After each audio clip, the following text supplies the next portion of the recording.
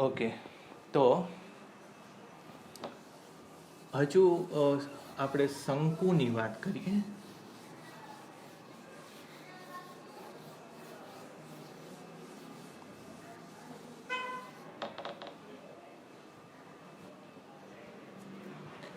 હવે આપણે જે ટેક્સ્ટ બુકમાં કદાચ શંકુનું આપેલું છે, કોષ્ટકમાં કદાચ ટેબલમાં આપેલું છે પણ પ્રૂફ નથી, તો કોન અથવા તો શંકુ એવું લઈએ તો શંકુ પોલા અને બંને લઈ શકાય, પોલા અને નક્કર. એટલે જો પોલો શંકુ લેશો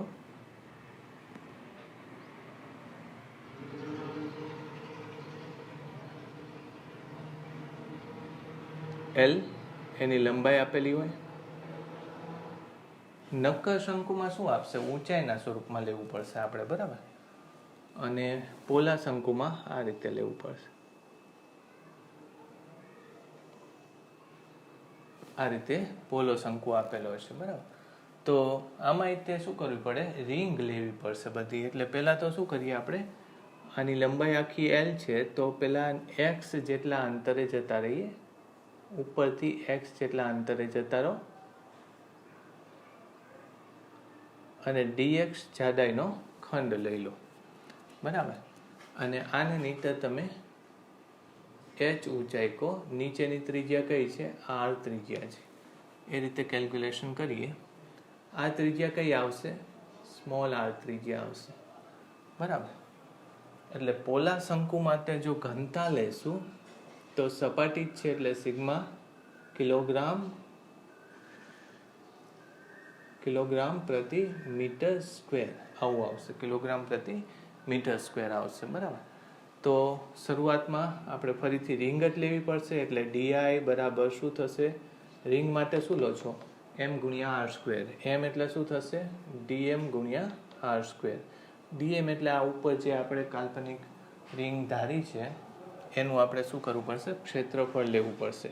એટલે ડીએમ એટલે શું થશે? સિગ્મા ગુણ્યા ડીએ ગુણ્યા આર સ્ક્વેર. હવે ડીએ એટલે આ રિંગનું ક્ષેત્રફળ. એ મેં તમને એની રીત શીખવાડી હતી. શું થાય? 2πr એની ત્રિજ્યા એટલે આખો પરિઘ ગુણ્યા રિંગની જાડાઈ શું થશે? ડીએક્સ. જાડાઈ કેટલી થશે? ડીએક્સ. આ આખું 2πr થશે ને આ જાડાઈ શું થશે? ડીએક્સ. એટલે શું લખશો તમે? ડીએક્સ ગુણ્યા આર સ્ક્વેર. એટલે જો ફરીથી લખીએ તો 2π સિગ્મા આર ક્યુબ ડીએક્સ આવું થશે, બરાબર. હવે આર અને ડીએક્સને કોરિલેટ કરવા પડશે, બરાબર. કેવી રીતે કરશું? જો આવી રીતે ટ્રાયેંગલ બને છે, સમજો. ખૂણો તો એકનો એક છે. અહીંયા આર છે. આખી લંબાઈ કેટલી છે? આખી લંબાઈ એલ છે. આ સ્મોલ આર છે, તો આ લંબાઈ કેટલી થશે? એક્સ લીધેલી છે ને, જો તમે. સ્મોલ આર માટે સ્લેન્ટ હાઇટ એટલે જે ઢોળાવવાળી જે છે એની ઊંચાઈ કેટલી છે? એક્સ. અને આર માટે આખી ઊંચાઈ કેટલી થશે? આખી ઊંચાઈ આર માટે એલ થશે. તો એને એ બંનેને લઈને આપણે કોરિલેટ કરી શકાશે. જુઓ જોઈએ, સામેની બાજુ આર ભાગ્યા એક્સ બરાબર કેપિટલ આર ભાગ્યા એલ આવું થશે. તો આમાં મારે શું કરવું પડે? ડીએક્સની કિંમત લેવી છે. એટલે એક્સ બરાબર શું થશે? જોવું જોઈએ. એક્સ બરાબર એલના છેદમાં આર ગુણ્યા આર આવું થશે. ડીએક્સ બરાબર એલના છેદમાં આર ગુણ્યા ડી આર આવું થશે. એને આમાં મૂકી દો એટલે 2π સિગ્મા. એક મિનિટ, આપણે સિગ્માની વેલ્યુ મૂકી દઈએ. સિગ્મા એટલે શું થશે? ચાલો, સિગ્મા એટલે કુલ દળ, બરાબર, ભાગ્યા સિગ્મા એટલે આ શંકુનું કુલ દળ ભાગ્યા શંકુની સપાટીનું ક્ષેત્રફળ. શંકુની સપાટીનું ક્ષેત્રફળ કેટલું આવે? 2π આર અને થીટા. શંકુની 1/3 આઈ થિંક 1/3 પછી 2 નહીં સોરી પાઈ આર 2 તો નહીં આવે, પાઈ આર અને એલ આવે ને. આખું શંકુનું ક્ષેત્રફળ કેટલું આપણે લેતા હતા ને, કેટલું 2 પાઈ આર. 2 પાઈ આર નળાકાર માટે આમ લેતા હતા. આખી વક્ર સપાટીનું ક્ષેત્રફળ કેટલું, તો કે 2 પાઈ આર એલ. તો આ એની જેવું જ છે, પાઈ આર એલ અને 1/3 આવશે. આ સિગ્મા થયું, યાદ રાખજો. અને અહીં લખી દઈશું તમને શંકુની સપાટીનું ક્ષેત્રફળ, કોણ અથવા શંકુની સપાટીનું ક્ષેત્રફળ બરાબર 1/3 પાઈ આર એલ. પછી આર ક્યુબ એમને એમ રાખો, આર ક્યુબ ગુણ્યા ડીએક્સ. મેં તમને કીધું ડીએક્સ બરાબર શું લેશો, એલના છેદમાં કેપિટલ આર ઇન્ટુ ડીઆર. બરાબર. હવે કેન્સલ શું થશે આમાં, આ આર એટલે આખી ત્રિજ્યા લેવી પડશે ને, એટલે અહીંયા કેપિટલ આર થશે. રાઈટ. ચલો આમાં પાઈ નીકળી જશે. હવે જોવું જોઈએ શું આવે છે. ઉપર 6 આવશે એમ, પછી આ એક એલ નીકળી જશે, નીચે શું આવશે, આર ક્યુબ આવશે. રાઈટ.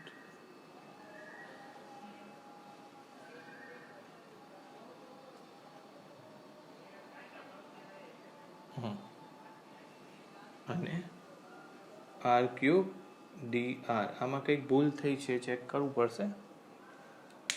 સિગ્મા ગુણ્યા ડી એ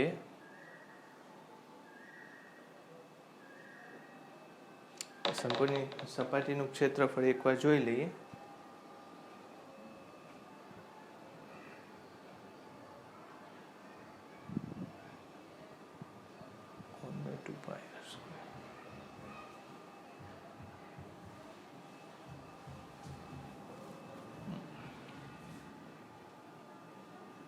સિગ્મા ગુણ્યા ડીએ એટલે 2 pi R into dx.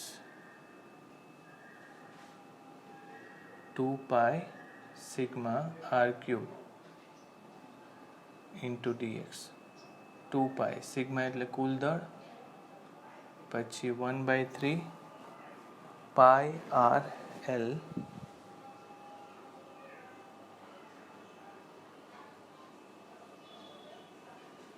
One by 3 નથી, એમ કે છે પાઈ આર એલ જ છે. સોરી, શંકુની સપાટીનું ક્ષેત્ર 1/3 નથી, પાઈ આર એલ છે. પાઈ આર એલ મૂકો તો 6 નહીં આવે, ઉપર શું આવશે 2m અપોન નીચે અહીંયા શું આવશે આર સ્ક્વેર આવશે.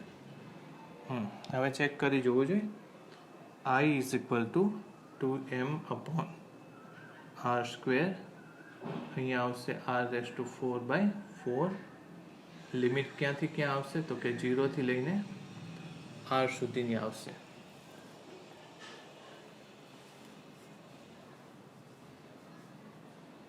નીચેથી લઈને ઉપર સુધીની, 0 થી લઈને r સુધીની લિમિટ લેજો. મેં ઉપરથી x લીધું છે એટલે 0 થી લઈને r લેવાનું, સમજ્યા? લિમિટ ક્યાંથી ક્યાં લેવાની, ઉપરથી નીચે લઈએ છીએ એટલે 0 થી r લેવાની. કદાચ તમે h લઈને ગણતરી કરી શકશો, એ હું તમને કહું. 2m r² પછી r⁴/4 1/2 mr². હા, એટલું જ આવશે જવાબ, 1/2 mr² આવશે. આવું થવાનું કારણ શું એ સમજો તમે, કે શંકુ હોય એને તમે આમ દબાવી દો તો શું બની જાય છે, વર્તુળ જ બની જાય છે. બરાબર. પણ એ શંકુ કેવો હોવો જોઈએ, પોલો શંકુ હોવો જોઈએ, હોલો કોન હોવો જોઈએ. જો નક્કર હશે તો એને દબાવવાથી દળનો જથ્થો જમા થાય છે, એટલે એમાં એવું ન કરાવી શકાય, એમાં દળ વધતું જાય છે. પણ પોલા શંકુમાં કેવું હોય છે કે આ ભાગ પછી આ ભાગ આ ભાગ, એટલે આ ભાગ નીચે આવીને આટલો ભાગ બનાવે, આ ભાગ આટલો બનાવે, આ ભાગ આટલો આવે, એટલે નીચે તો તકતી જ બનાવે છે અને આ ભાગો ઉપર ક્યાંય દળ વધારાનું જમા નથી થતું. એટલે એના પ્રમાણે જો વિચારો તો તકતીનું જ જડત્વની ચાપ માત્રા આવવી જોઈએ, પણ નક્કર શંકુમાં આવું ન કરી શકાય. બરાબર. ચલો ઝડપથી જોઈ લો.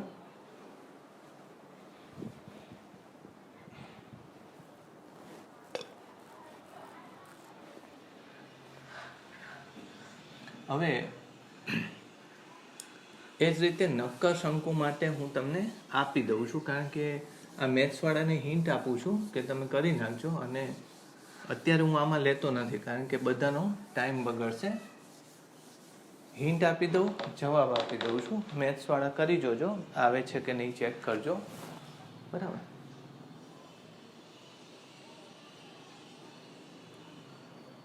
સોલિડ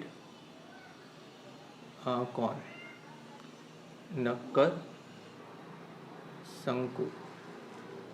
બરાબર, આવું છે. જડત્વની ચાક માત્રા આમાં આવશે 3/10 mr². આવી જડત્વની ચાક માત્રા આવશે 3/10 mr². હવે આને સોલ્વ કરવા માટે તમે આવું લેશો તોય ચાલશે. તમે અહીંયા તકતી લેજો, મેથ્સવાળા ખાસ કરી જોજો. બરાબર. આ ઊંચાઈ, અને આખાની ઊંચાઈ લઈએ આપણે h,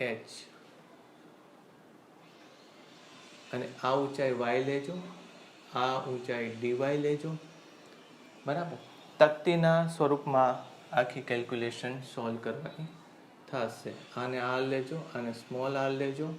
એટલે આગળના સૂત્રમાં જેમ લીધું, તકતી માટે તમે શું લેશો? di બરાબર 1/2 m ની જગ્યાએ શું લેશો? dm, અને r².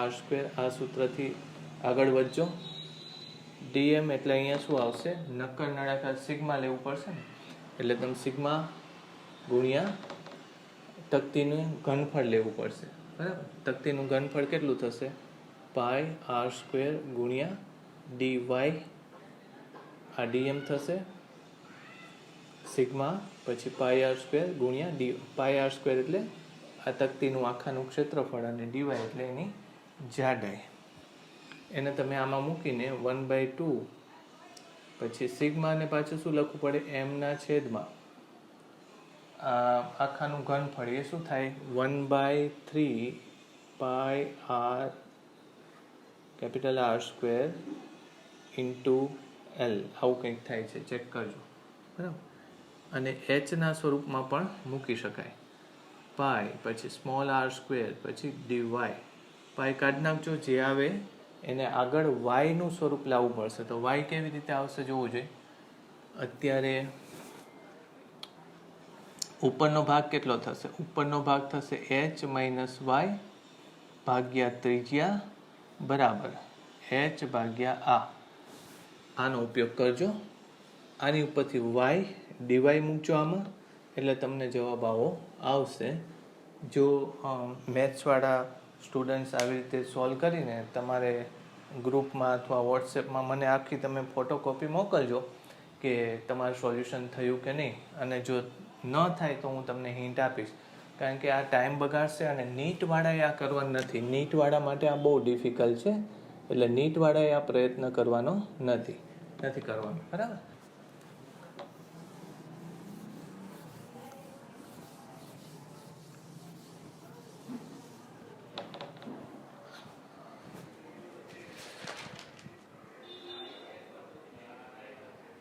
ચલો, એવી જ રીતે ત્રિકોણ માટે પણ કેલ્ક્યુલેશન થાય છે, એ અગત્યનું છે.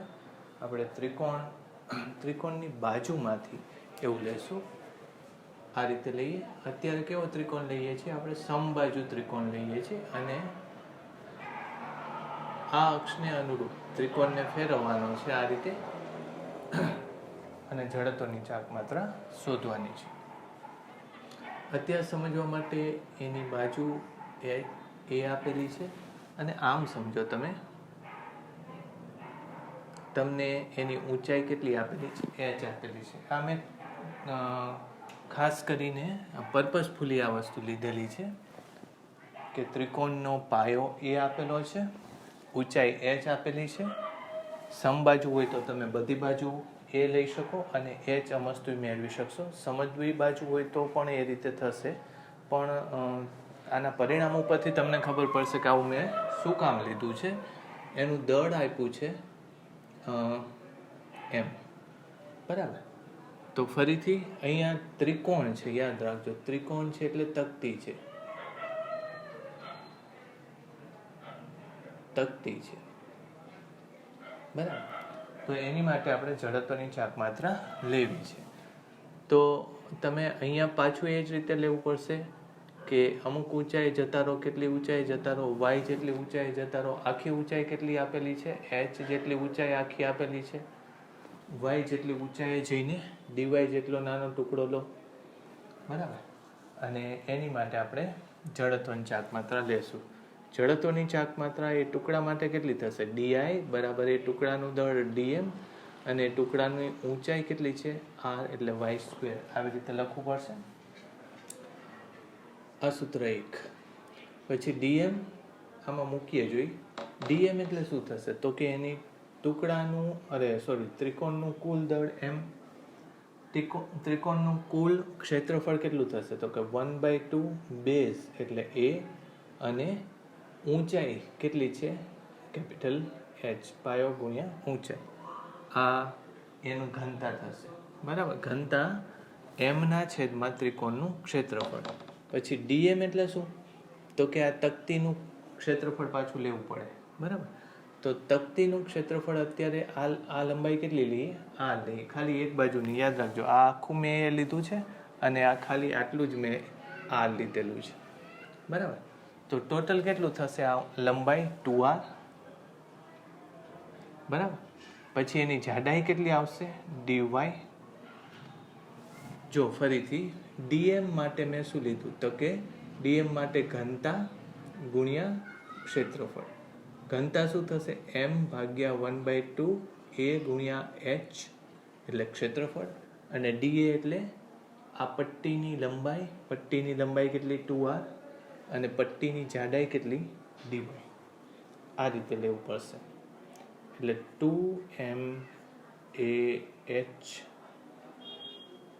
4 થઈ જશે. 4m ah r ગુણ્યા dy. આ તો ખાલી ડીએમ થયું આટલું, બરાબર. એને ગુણ્યા શું કરવું પડશે પાછું? Y square. એટલે અહીંયા શું કરીશું પાછું? Y square dy. ઓકે, આ સૂત્ર 1. હવે આપણે પાછું આર ને વાયમાં અને વાયને આરમાં એવી રીતે કન્વર્ઝન કરવું પડશે. આ ભાગ કેટલો છે? આ ભાગ કેટલો થશે? h minus Y. એને ભાગ્યા આર કરશો ઇઝ ઇક્વલ ટુ આ ભાગ કેટલો છે? h ભાગ્યા આ કેટલો થાય? આટલો ભાગ લઈએ તો a/2. therefore h minus y are 2h ભાગ્યા a. આવું કંઈક થશે. હવે તમે આમાં બેયની લિમિટ મૂકી શકશો. આપણે શેના સ્વરૂપમાં જોઈએ છીએ? ઊંચાઈના સ્વરૂપમાં જોઈએ છીએ. ત્રિકોણમાં જેમ મેં તમને કીધું ને એટલે જ ઊંચાઈ લીધી છે. તો જવાબ શેના સ્વરૂપમાં આવવો જોઈએ? ઊંચાઈના સ્વરૂપમાં. એટલે વાયના સ્વરૂપમાં જવાબ આવવો જોઈએ. એટલે આરને હું મૂકી દઉં, વાયના સ્વરૂપમાં મૂકી દઉં તો મને જવાબ મળી જશે. તેથી આર બરાબર શું થશે? 2h upon a 1/h minus y. Sorry, r બરાબર a upon 2h h minus y. આવી રીતે થશે. એને હું આમાં મૂકી દઉં એટલે di બરાબર 4m upon ah. r ની કિંમત હું આવી મૂકીશ a upon 2h h minus y.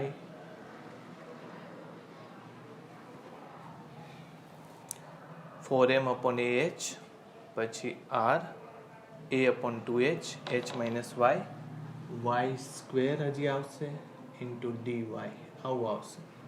Check કરો હવે શું છે અને શું નીકળી જાય છે. એટલે 2m upon h સ્ક્વેર આવું આમાંથી રહ્યું. પછી આની અંદર જો લખશો તો h y square minus Y cube dy. તેથી i જો લેવું હોય તો 2m upon h સ્ક્વેર સંકલનમાં h y square y cube dy. સંકલન ક્યાંથી ક્યાંનું? એટલે y નું લેવાનું છે તો સંકલન હું y બરાબર 0 થી લઈને h સુધી લઈ લઈશું સંકલન, બરાબર. આને આપણે જો ફરીથી લખીએ 2m બાય h સ્ક્વેર શું આવશે બોલો? h y સ્ક્વેરનું શું આવે? y cube by 3 minus y raise to 4 by 4. આનું આવશે y ક્યુબ બાય 3, આનું આવશે y રેસ ટુ 4 બાય 4. 0 થી લઈને h મૂકવાનું છે.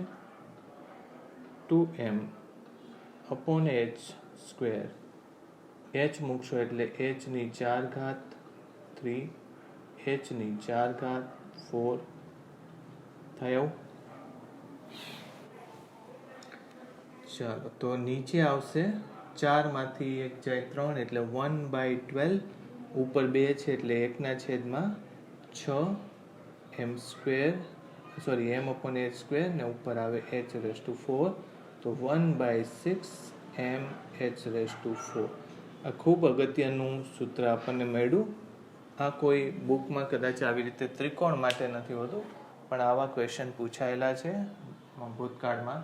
જો કે JEEમાં વધારે માર્કમાં પૂછાય છે, પણ આને તમે યાદ રાખી લો તોય વાંધો નથી. હવે એક અગત્યની વાત એ છે આમાં કે સૂત્રમાં એવું કંઈ સૂત્ર ઉપરથી એવું કંઈ ખબર નથી પડતી કે ત્રિકોણ સમબાજુ હોવો જોઈએ કે નહીં, સમદ્વિબાજુ હોવો જોઈએ કે નહીં. એ કોની ઉપર આધાર રાખે છે? તો કે ત્રિકોણના દળ. અને ત્રિકોણ જે બાજુની સાપેક્ષે પરિભ્રમણ કરાવે છે એ બાજુથી એના છેડાનું અંતર એટલે h ઉપર લંબ અંતરનો આધાર રાખે છે. તો અત્યારે મેં આ સમબાજુ ત્રિકોણ લીધો, પણ સમબાજુ ત્રિકોણ લેવો જરૂરી નથી. યાદ રાખજો, ત્રિકોણ જો હું આમ લઉં તોય તમે આને જો h જાણતા હોય તો તમે આખા ત્રિકોણને અનુરૂપ આટલું જ આવશે. જડત્વની ચાક માત્ર આટલી જ આવશે. એટલે અહીંયા હું નોંધ લખું કે ત્રિકોણ સમબાજુ કે યોગ્ય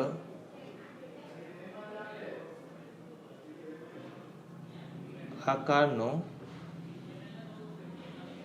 જરૂરી નથી. ત્રિકોણ કોઈ આકાર યોગ્ય આકાર હોવો જરૂરી નથી. એને તમે એની ઊંચાઈ જાણતા હશો તો તમને 1/2 m h સ્ક્વેરના સ્વરૂપમાં જવાબ તમને મળી જશે. એટલે આ ખૂબ અગત્યનો પ્રશ્ન છે. આને પણ નોંધ કરી લો કે 1/2 6 mh રેસ ટુ 4 નો આવે 1 2 આવે. બરાબર, આવું થશે. નોંધી લો.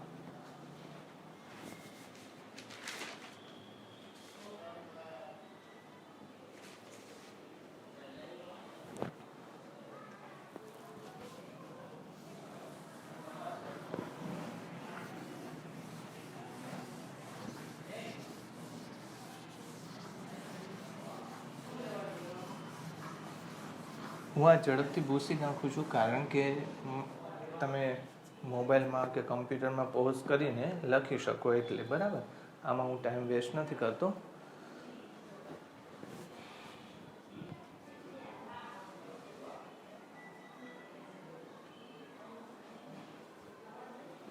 હવે આવી તકતી છે, ચોરસ તકતી છે, ચોરસ તકતી BA.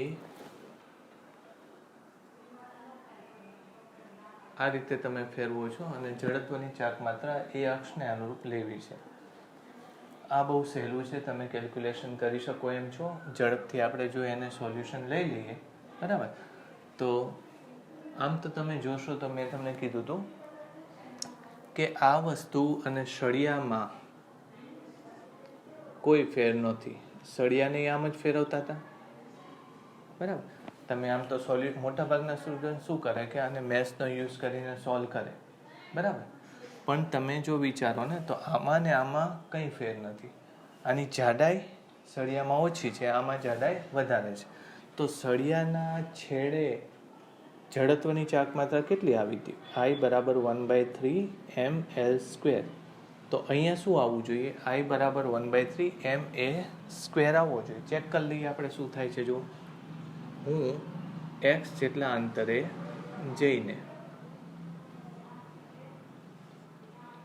dx જાડાઈનો ખંડ લઈ લઉં, એ ભાગનું જડત્વની ચાક માત્રા કેટલી આવશે? di બરાબર dm ગુણ્યા અંતર x સ્ક્વેર આવું આવશે. dm એટલે શું આવશે? ઘનતા ગુણ્યા da x સ્ક્વેર. ઘનતા કેટલી? તો કે m ભાગ્યા તકતીનું, આ તકતી છે, લંબચોરસ તકતી છે, m ભાગ્યા તકતીનું ક્ષેત્રફળ a ગુણ્યા b. da કેટલું? તો કે આની ઊંચાઈ કેટલી છે? b ગુણ્યા જાડાઈ કેટલી છે? dx into x square. b cancel થઈ ગયો. m ભાગ્યા a x સ્ક્વેર dx સંકલન લેશો m ભાગ્યા a x cube by 3i. ક્યાંથી ક્યાંનું લેવાનું છે? તો કે 0 થી લઈને a સુધીનું. m a સ્ક્વેર પછી a ક્યુબ બાય 3 1/3 m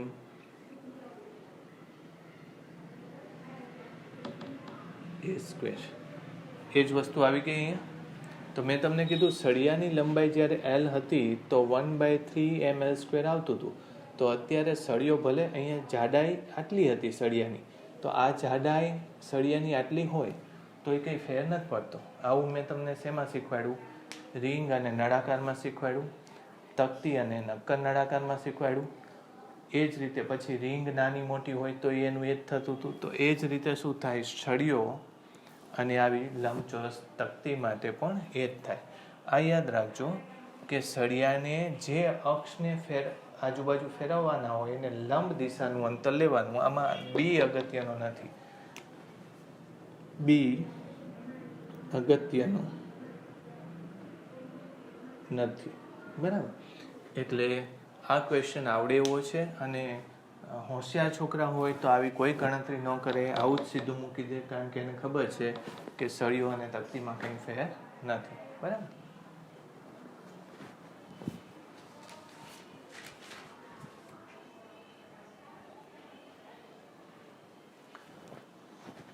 અને તો પછી એક બીજું કેલ્ક્યુલેશન થાય. તમને એમ કે તકતીના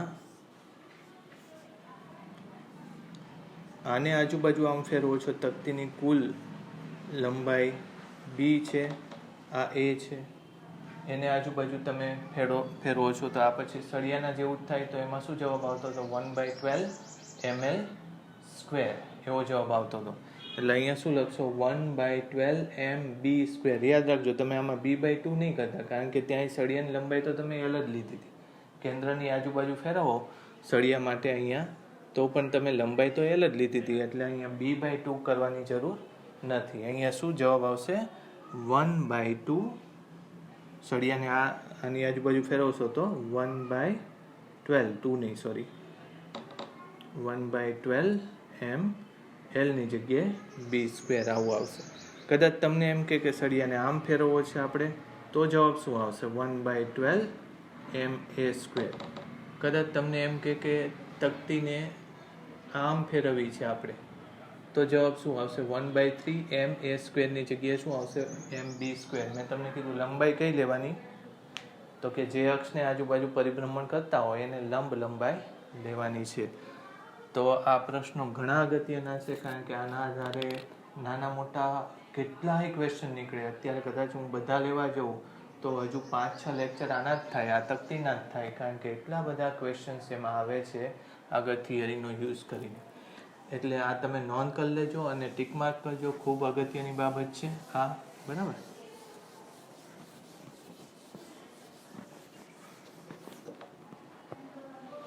ચાલો, તો તકતીનું થઈ ગયું. હવે તમને એક હોમવર્ક આપું છું. હોમવર્કમાં અત્યાર સુધી જે લીધું આપણે હોમવર્કમાં અત્યાર સુધી જે વસ્તુની આપણે જડત્વની ચાક માત્રા લીધી એનું તમે એક ચાર્ટ બનાવજો. સરસ એવું મોટું એવું ચાર્ટ આવું બનાવજો અને એ રાખજો સાથે, કારણ કે એ ખૂબ અગત્યનું છે. તમને જડત્વની ચાક માત્રાના દાખલા આવે ત્યારે તમને જો એનું સૂત્ર નહીં આવડતું હોય તો તમે સારી રીતે એ દાખલા ગણી નહીં શકો. અને આમાં જોખમ લેવા જેવું નથી. નીટમાં તમને એમ કે નહીં આવડે તો પણ આવો એકાદો દાખલો જો આવે, કારણ કે આ દાખલા બહુ સહેલા છે, ઓછા માર્કમાં આવે, નીટના લેવલના જ છે. JEEમાં થોડાક એડવાન્સ આવે છે, એ આપણે કરવાના નથી. એટલે હું તમને હોમવર્ક આપું છું, એ સિન્સિયરલી કરજો બધા, બરાબર? તો એમાં પહેલું શું લીધું હતું આપણે? સળિયો લીધો હતો, યાદ છે? સળિયા માટે આ અક્ષની આજુબાજુ, સળિયા માટે આ અક્ષની આજુબાજુ આમ લીધું હતું, બરાબર? પછી સિલિન્ડર, નળાકાર, આમાં બે થશે, કયા? પોલો નળાકાર અને નક્કર, આ લીધું હતું. એના પછી સોરી, અહીંયા શું લીધું? નળાકારની પહેલા સોરી, અહીંયા તકતી લેશું, રિંગ લેશું, રિંગ અને ડિસ્ક, તકતી. પછી રિંગ ઉપરથી કયો નળાકાર આવશે? પોલો નળાકાર. અને તકતી ઉપરથી કયો આવશે? નક્કર નળાકાર. પછી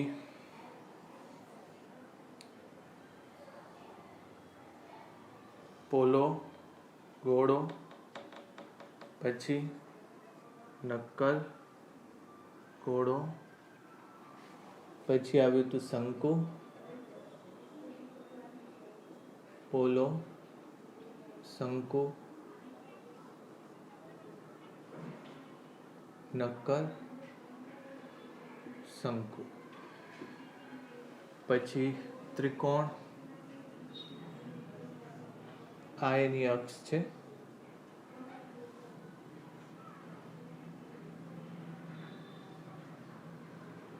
ત્રિકોણ અને છેલ્લે લંબચોરસ તકતી. બરાબર? આનું એક તમે સરસ મજાના ડાયાગ્રામ સાથે બનાવો, અને મારા ખ્યાલથી ઘણી બધી ગુજરાતી બુકમાં આ લખેલું જ હોય છે, એટલે યાદ કરી નાખો. પણ તમારી સામે હશે ને, તમે સોલ્યુશન લીધું હશે ને, અત્યારે મેં જેમ સોલ્યુશન લીધું એ રીતે તમે જો લીધું હશે તો તમને આ બધા યાદ રહી જશે. આ કેટલું હતું? 1/12 ml². આ કેટલું હતું? 1/3 ml². આ કેટલું હતું? mr². આ કેટલું હતું? 1/2 mr². પોલામાં કેટલું હતું? mr². નક્કરમાં કેટલું હતું? 1/2 mr². પોલા ગોળામાં કેટલું હતું? 2/3 mr².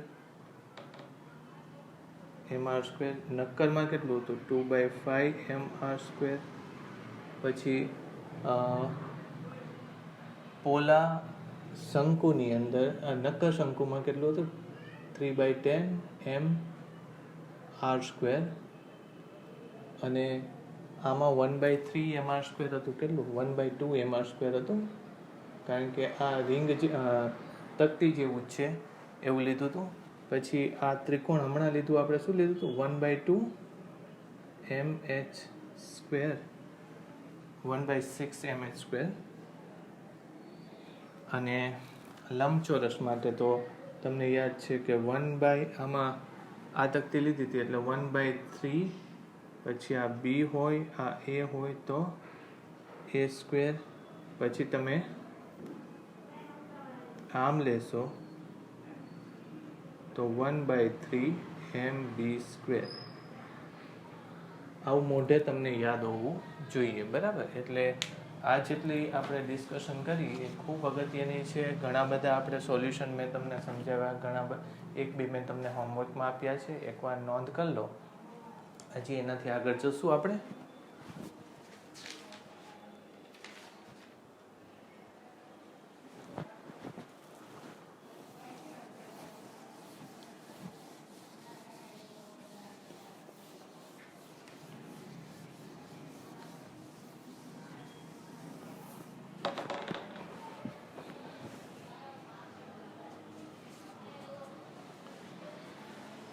ચાલો, હવે બીજું એક હોમવર્ક આપું છું, એ તમારું રેડિયસ ઓફ જાયરેશન. અથવા તો જાયરેશન માટે કોઈ સ્પેશિયલ શબ્દ નથી, પણ સમજવા જેવી બાબત છે. આ શેની સાથે સંકળાયેલું છે? તો કે દ્રવ્યમાન કેન્દ્ર સાથે સંકળાયેલું છે. તો રેડિયસ ઓફ જાયરેશન શું તમે મેળવી શકશો, એટલે હું તમને આખું સોલ્વ નથી કરાવતો. તમને ખબર છે કે m બરાબર I બરાબર શું સૂત્ર છે કણ માટે? કોઈ પણ કણ હોય m દળનો r ત્રિજ્યાનો, તો એની માટે આ સૂત્ર છે. તો તમારો કોઈ પણ આકારનો પદાર્થ જ્યારે કોઈ પણ બિંદુની આજુબાજુ આમ ફરતો હોય, તો એનું લંબ અંતર તમે સેન્ટર ઓફ માસ એટલે દ્રવ્યમાન કેન્દ્રથી તમે એનું લંબ અંતર લઈ લો. એને જો તમે લેશો તો એ અંતરને આપણે r નહીં કહીએ, એને શું કહેશું? રેડિયસ ઓફ જાયરેશન કહેશું. એટલે હવે બીજું કંઈ નથી કરવાનું. તમારું ગમે તે સૂત્ર હોય, જેમ કે ગોળા માટેનું સૂત્ર છે તો શું છે? 2/5 mr². એને શેની સાથે કમ્પેર કરવાનું? mg² સાથે કમ્પેર કરવાનું. એટલે m નીકળી જશે. g બરાબર શું આવશે? √2/5 r આવશે. આને શું કહેવાય છે? Radius of gyration. એટલે ગમે તે આકાર માટે જડત્વની ચાક માત્રા, યાદ રાખજો, જડત્વની ચાક માત્રાને શેની સાથે સરખાવવાની? આવા સાદા સૂત્ર સાથે, mr² સાથે. એટલે આખા પદાર્થને તમે શું આમ દબાવીને એક નાનો એવો ટુકડો અને બિંદુ કરી નાખ્યું, અને એ બિંદુ હવે આખો પદાર્થ રહ્યો નથી, પણ એ પદાર્થ ક્યાં જતો રહ્યો છે? અહીંયા જતો રહ્યો છે, એવું સમજવાનું. અને એ પદાર્થ પોતે કેટલો દળવાળો છે? તો કે આખા પદાર્થના દળવાળો ક્યાં છે? તો કે દ્રવ્યમાન કેન્દ્ર ઉપર. એટલે રેડિયસ ઓફ જાયરેશન તમે બધાના મેળવી લેજો. મેં તમને ચાર્ટ કીધો હોમવર્કમાં, જે ચાર્ટ બનાવવાનો છે સાથે રેડિયસ ઓફ જાયરેશન, બરાબર? આ પણ મેળવવું. રેડિયસ ઓફ જાયરેશન મેળવવાની મેં તમને મેથડ કીધી, આવડે એવી છે. એ મારે અત્યારે કરાવવાની જરૂર નથી, ઇઝી છે, તમને આવડશે, બરાબર? ઓકે, આટલો પાર્ટ તમે લઈ લો. એનાથી આગળ બે અગત્યના પ્રમેય, બરાબર? એક પ્રમેય લંબ અક્ષ પ્રમેય છે, બરાબર? એ પણ આવડે એવું છે, સહેલું છે. ધારી લો કે આપણી પાસે એક પ્લેટ છે. આવી રીતે પ્લેટમાં કોઈ જગ્યાએ દળ કેટલું છે? કોઈ પણ કણનું દળ કેટલું છે? dm જેટલું દળ છે. આપણી પાસે કોઈ એક અક્ષ છે, આ રીતે. આ x અક્ષ છે, આ y અક્ષ છે. આને આપણે શું લેશું? x લેશું. આને આપણે શું લેશું? y લેશું. એટલે dm નો કોઓર્ડિનેટ કયા છે? x, y, બરાબર? હવે સમજો કે જો એ dm x અક્ષની આજુબાજુ આમ આખી વસ્તુને ફેરવતા હોય, x અક્ષની આસપાસ જો આખી વસ્તુને ફેરવતા હોય, તો એ dm દળની જડત્વની ચાક માત્રા આવશે. એને શું લખશું? dix. x અક્ષની આજુબાજુ dm દળની જડત્વની ચાક માત્રા કેટલી આવે? તો કે dm દળ ગુણ્યા આ લંબ અંતર, એટલે કયું આવશે? y નો સ્ક્વેર. મારી વાત સમજાય છે? dm દળને મેં શું ધારી લીધું? એક બિંદુવત કણ ધારી લીધો. આટલું અંતર, એટલે આમ ફરશે એટલે dm ગુણ્યા y² થશે. એ dix થાય, બરાબર? પછી એ જ રીતે જો y અક્ષની આજુબાજુ જડત્વની ચાક માત્રા લઉં, એટલે આમ જો ફરે dm દળ, આમ ફરતું હોય y અક્ષની આજુબાજુ, તો જડત્વની ચાક માત્રા કેટલી થાય?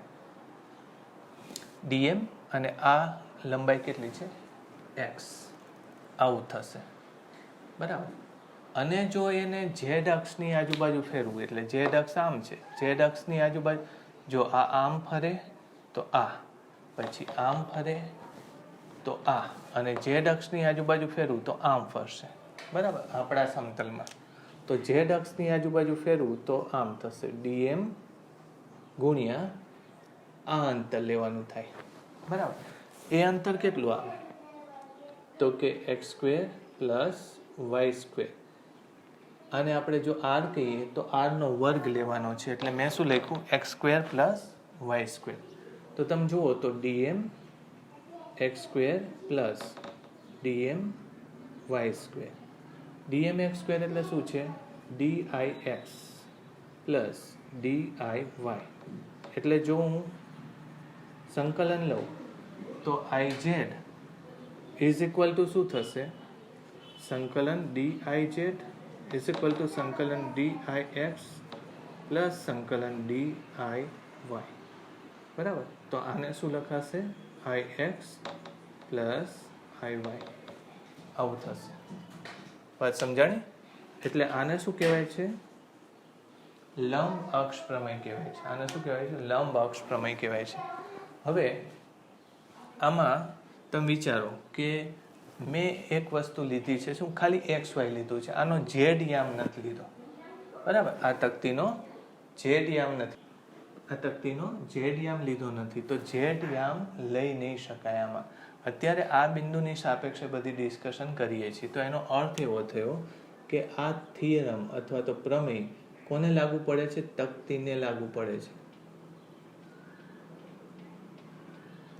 તકતી અથવા તો એને શું કહેવાય? લેમિની. બરાબર? એટલે કે તકતીઓને આ પ્રમેય લાગુ પડે છે. તકતી સિવાય ન લઈ શકાય. આને કોઈ રેન્ડમ આકારનો પદાર્થ હોય તો આ શક્ય નથી. એનો મતલબ એમ કે તકતી ઉપર લાગુ પડી શકે. હવે જો હું લખું કે IZ બરાબર IX પ્લસ IY, તો હું આવું લખી શકું કે IX બરાબર IY પ્લસ IZ, કે પછી IY બરાબર IX પ્લસ IZ. આવું લખાય કે નહીં? તો લખી શકાય. ક્યારે લખી શકાય? યાદ રાખજો. તો એની માટે તમને અહીંથી જ ખબર પડશે કે પરિભ્રમણ ઝેડની આજુબાજુ હોય, તકતીને લંબ અક્ષ Z હોય તો IZ આવે. તકતીને લંબ અક્ષ Y હોય તો આમાં IZ હતું, આમાં IX આવશે. તકતીને લંબ અક્ષ Y હશે તો IY આવશે. એટલે આમાં એવું જરૂરી નથી કે તમે IX કે એટલે XYZ લખવાની જરૂર નથી પડતી. હંમેશા આપણે કેવી રીતે લખીએ છીએ? આમ તકતી હોય અને આ એક અક્ષ, આ બીજો અક્ષ, તકતીને સમાંતર બે અક્ષ ને આ ત્રીજો અક્ષ ઉપર તરફનો, એવી રીતે લેતા હશે. એટલે ત્રીજા અક્ષનો જડત્વની ચાકમાત્રા આ બે અક્ષને જડત્વની ચાકમાત્રાના સરવાળા બરાબર હોય છે. બરાબર? એટલે આને શું કહેવાય છે? લંબ અક્ષ અથવા તો થિયરમ ઓફ પરપેન્ડિક્યુલર એક્સિસ અથવા તો લંબ અક્ષ પ્રમેય એવું કહેવાય છે. લંબ અક્ષ પ્રમેય આવું કહીએ છીએ. બરાબર? આ તમને ખબર હશે, પણ આવી સાદી એવી પ્રૂફ લઈને આ સોલ્વ થઈ શકે છે. બરાબર?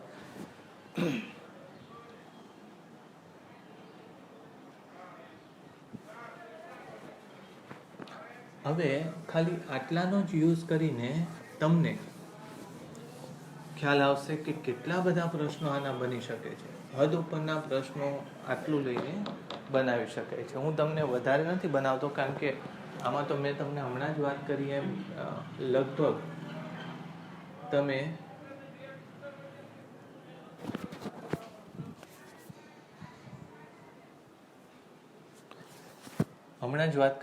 લગભગ તમે બીજા 3 લેક્ચર લઈ શકીએ આપણે. ખાલી હું આની વાત કરું, આ બિંદુ 1 લઈએ, આ બિંદુ 2 લઈએ, આ બિંદુ 3 લઈએ,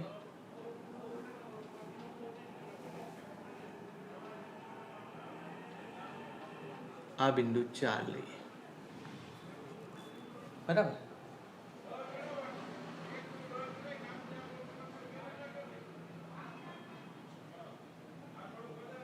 આવા આપણે અક્ષને અનુલક્ષીને જડત્વની ચાકમાત્રા લેવી છે. ચાલો, એટલે સૌથી પહેલા તો એક બિંદુ 1ની આજુબાજુ તમે પરિભ્રમણ કરાવો છો. આમ પરિભ્રમણ કરો છો. બરાબર? લંબ છે, આ બધા જ લંબ છે. તો જડત્વની ચાકમાત્રા કેટલી થશે? બરાબર? તો એમાં શું કરશો? બોલો. લંબ અક્ષ પ્રમેયનો યુઝ કરીને આ વસ્તુ લેવાની છે. પહેલા તો અહીંયા 2 વસ્તુ આવશે. એક તો આ અક્ષને અનુરૂપ તમારે જડત્વની ચાકમાત્રા લેવી પડે, પણ લંબ દિશાની લેવી પડે. એટલે આખી તકતી આમ ફરે છે એમ લેવાની. તો એ અક્ષને અનુરૂપ જડત્વની ચાકમાત્રા કેટલી આવશે? તો કે યાદ રાખજો આપણે શું લીધું હતું છેડા માટે 1/3 ma².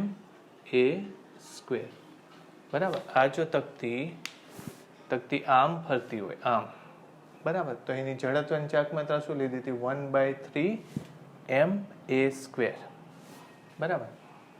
એટલે આ અક્ષને અનુરૂપ પરિભ્રમણ આવી ગયું. હવે આ અક્ષને અનુરૂપ પરિભ્રમણ લેવાનું. આમ તકતી આમ ફરે છે, બે લેવા પડશે ને આપણે.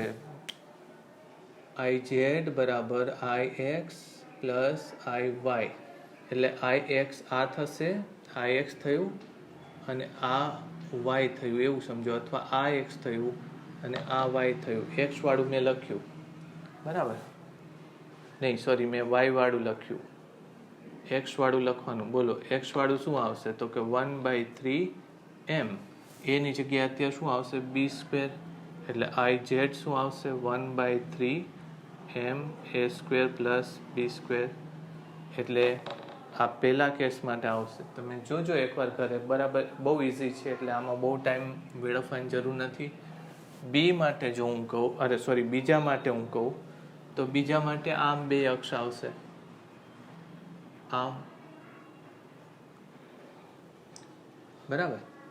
એટલે સળિયાના વચ્ચેના બિંદુની વાત કરીએ છીએ, યાદ રાખજો. એટલે IZ એટલે શું થાય? સળિયો જો આમ ફરતો હોય, એટલે આ અક્ષની વાત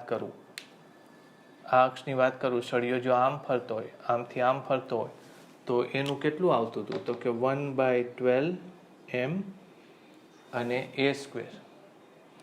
અને સળિયો આમની જગ્યાએ આમ ફરતો હોય તો એ પણ 1/12 b². એટલે a² પ્લસ b². આ બીજા માટે થયું, બરાબર. પછી એ જ રીતે ત્રીજા માટે લો. ત્રીજું ક્યાં આપ્યું છે? અહીંયા આપ્યું છે. તો ત્યાં બે અક્ષો આવા આવશે, એક આ આવશે ને એક આ અક્ષ આવશે, બરાબર. તો ત્યાં શું થશે જો? એટલે એક આ અક્ષનું જડત્વની ચાક માત્રા કેટલી થશે? 1/12 ma². આ અક્ષને અનુરૂપ જડત્વની ચાક માત્રા 1/12 ma². અને આ અક્ષને અનુરૂપ જડત્વની ચાક માત્રા 1/3 mb². તો આ સોલ્વ કરવાનું હવે તમારે કરી નાખજો, બરાબર. શું આવે છે જવાબ? એ જ રીતે તમે આની માટે પણ લો.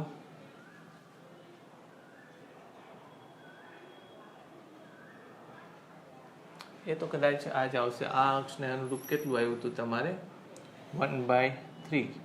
આ અક્ષને અનુરૂપ 3 આવશે. ચોથો ત્યાંનો મૂકો, ચોથો અહીંયા મૂકો, બરાબર. એટલે ચોથા માટે ફરીથી લઈએ તો I બરાબર, ચલો આ અક્ષને અનુરૂપ જડત્વની ચાક માત્રા કેટલી આવે? 1/3 ma². આ અક્ષને અનુરૂપ 1/3 ma² પ્લસ આ અક્ષને અનુરૂપ શું આવે? બોલો. 1/12 mb². મેં થોડું ઝડપથી લીધું છે, પણ તમે આને વ્યવસ્થિત લખજો, એટલે હવે તમને ખબર પડે કે આમાં તો કેટલી બધી પોસિબિલિટી આવે, શક્યતા, ઘણી બધી શક્યતાઓ તમે આમાં લઈ શકો છો. પણ તમને જો એકવાર આવડતું હોય, એનું તમને નોટેશન અથવા તો એનું જે પ્રોસિજર તમને ખબર હોય, તો આ કોઈ દિવસ પ્રોબ્લેમ થતો નથી. બહુ ઇઝીલી આ કામ થઈ જાય છે, બરાબર. ઓકે.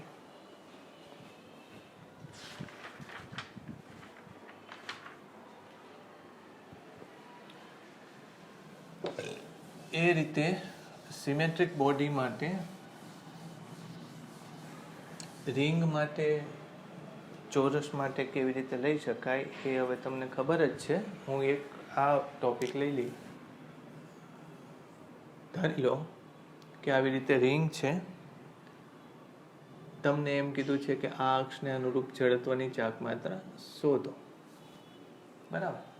તો એ હવે બહુ અઘરું નથી, કારણ કે આવી બે લંબ અક્ષ લઈ લેવાની. આમ તમારે સમિત આકાર છે, એટલે IX અને IY બે કેવા થઈ જશે? IX બરાબર IY થઈ જશે.